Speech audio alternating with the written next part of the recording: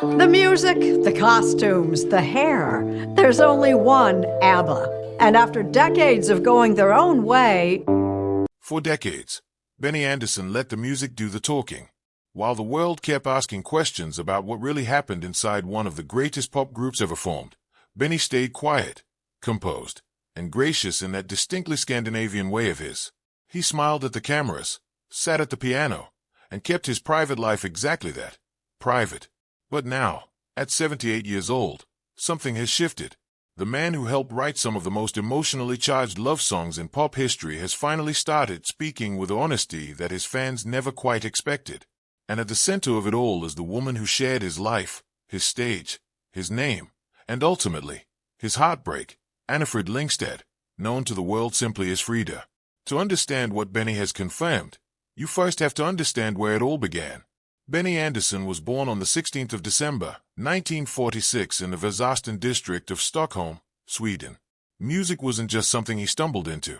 It was in the very walls of his childhood home. His father Gustav and his grandfather Ephraim both played the accordion, and when Benny was just 6 years old, they handed him one of his own. By the time he was 10, he had a piano, and unlike most children who require years of lessons, Benny taught himself to play entirely by ear. There was something instinctive about his relationship with music, something that couldn't be taught in a classroom and couldn't be faked on a stage. His formal education ended early. School simply couldn't hold the attention of someone whose mind was constantly composing. At 15, he was already performing at youth clubs across Stockholm, developing the stage presence and musical instinct that would eventually captivate millions. In 1964, he joined the Hepstars, one of Sweden's most popular pop groups of the era, and quickly became not just their keyboard player but the creative engine behind their biggest hits. Songs like Sunny Girl, No Response, and She Will Love You bore his fingerprints all over them. Benny wasn't just playing other people's music. He was building a musical identity that was entirely his own. It was during this rising period of his career that fate, as it so often does, arrived wearing an unexpected face. In June of 1966, Benny met Björn Ulvaeus, and the two began writing songs together almost immediately. Their chemistry was undeniable, Björn with his lyrical instincts, Benny with his melodic genius. But it was the summer of 1969 that truly changed everything. At the Melodifestivalen, Sweden's national song contest, Benny encountered a young singer named Annifrid Lyngstad. She was magnetic, talented, and possessed a voice that seemed to reach somewhere deep inside the chest and squeeze. Benny was captivated. By that same period, Björn had met Agnetha Foltskog. Two musicians had found two singers. What followed felt, in retrospect, almost inevitable. Benny and Frida, as she was warmly known, moved in together by 1971. Their relationship was not the fleeting romance of young fame. It was a partnership built on genuine artistic respect and deep personal connection. Frida's story was one of remarkable resilience. Born in 1945 as the child of a brief wartime relationship between her Norwegian mother and a German soldier, she had faced social stigma, the early loss of her mother, and the mystery of a father she had never known. By the time she found herself beside Benny, she had already lived through her first marriage and was raising children from it. She was not naive about love. She understood its costs. Together, Benny and Frida contributed something irreplaceable to what would become ABBA. When the four of them, Agnetha, Björn, Benny, and Frida, began performing together, something electric happened. Producer Stig Andersson recognized it immediately and encouraged them relentlessly. Their harmonies weren't manufactured in a studio. They were forged through real relationships, real tensions, real affection. When ABBA took the Eurovision Song Contest stage in Brighton on the 6th of April, 1974 and performed Waterloo, they weren't just winning a competition. They were launching one of the most extraordinary careers in the history of popular music. Waterloo hit #1 in 9 countries. Dancing Queen would eventually top charts globally, including the United States. Fernando would sell over 10 million copies worldwide. The world had fallen in love with ABBA, and much of the world had fallen in love with the idea of Benny and Frida, real partners, real lovers, singing about real feelings. They married in October 1978. At the absolute peak of ABBA's global dominance. It seemed like the perfect crowning moment, the confirmation of a love story that had been playing out in plain sight for nearly a decade. But behind the celebration, cracks were already forming. Fame does something strange to even the strongest relationships. The relentless touring, the constant public scrutiny, the pressure of being responsible for a musical empire worth hundreds of millions, it takes a toll that no song can fully capture. By 1980, Benny and Frida had separated. The divorce was finalized in 1981, the same year ABBA released The Visitors, an album that many critics now consider their most emotionally mature and complex work.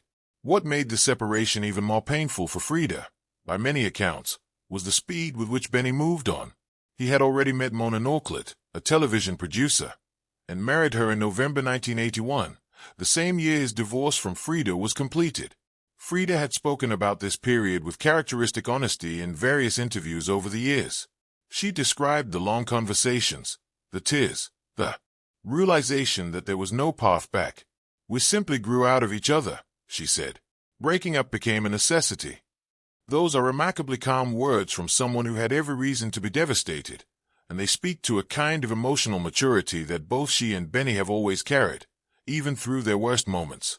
ABBA officially dissolved in 1982, though there was never a formal announcement. They simply stopped. The last single, Under Attack, came and went. The last television appearance together was in Stockholm on the 19th of November, 1982. And then, silence. For decades, both Frida and the broader question of what had really happened between her and Benny lived in that silence. Fans speculated. Journalists probed. Benny remained polite but private. He channeled his energy into new projects, the musical Chess, co-written with Bjorn and Tim Rice, and eventually the phenomenon that became Mamma Mia, which has since been seen by over 70 million people in 50 productions across 16 languages. His professional life flourished even as his personal story remained largely unspoken. Then came Voyage. In 2021, after nearly 40 years apart as a recording group, ABBA released a brand new album. Bjorn described the first day back in the studio with quiet emotion, speaking of looking into Agnetha's and Frida's eyes and feeling the warmth and the bonds that had never really disappeared.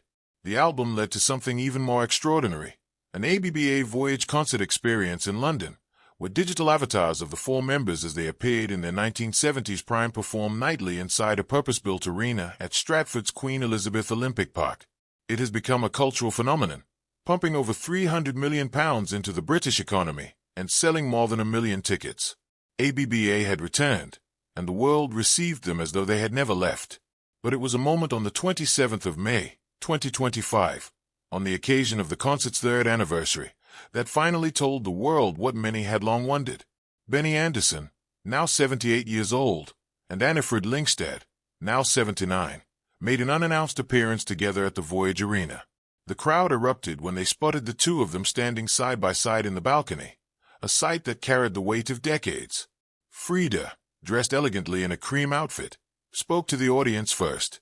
She told them she loved them, thanked them for decades of support, and acknowledged with a laugh that it was hard to believe nearly 50 years had passed. "I'm turning 80 this year," she added, drawing an enormous cheer from the crowd. And then Benny stepped to the microphone. What he chose to say in that moment was not a prepared speech. It was not a rehearsed acknowledgement of their complicated history. Instead, he leaned over to Frida, made a light-hearted joke. Two men walk into a bar, and watched her burst into laughter. For the audience, it was a small moment. But for those who have followed the ABBA story with any depth, it confirmed something that Benny had never quite said in words before. There's no awkwardness between them. There's no bitterness.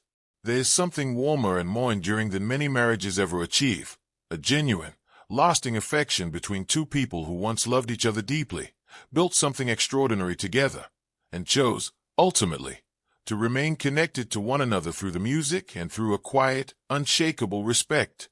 Benny has in recent years spoken more openly about the past. He has acknowledged that the breakdown of his marriage to Frida was painful, that the speed of his subsequent marriage to Mona was something Frida found hurtful, and that navigating the end of both a romantic relationship and a professional one simultaneously was one of the hardest periods of his life. He has said, simply and without drama, that he regrets the pain caused.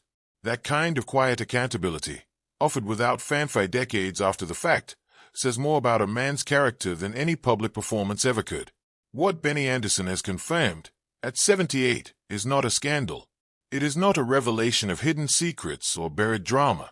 It is something quieter and perhaps more meaningful than that. He has confirmed that the love story between him and Frida, however it ended, however it hurt, was real. That Frida was not simply a bandmate or a chapter in a pop history book.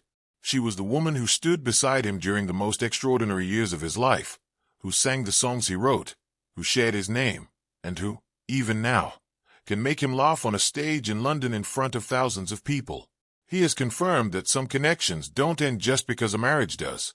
And he has confirmed, in his own understated way, that after everything, the fame, the heartbreak, the decades of separation and parallel lives, he still holds her in the highest regard.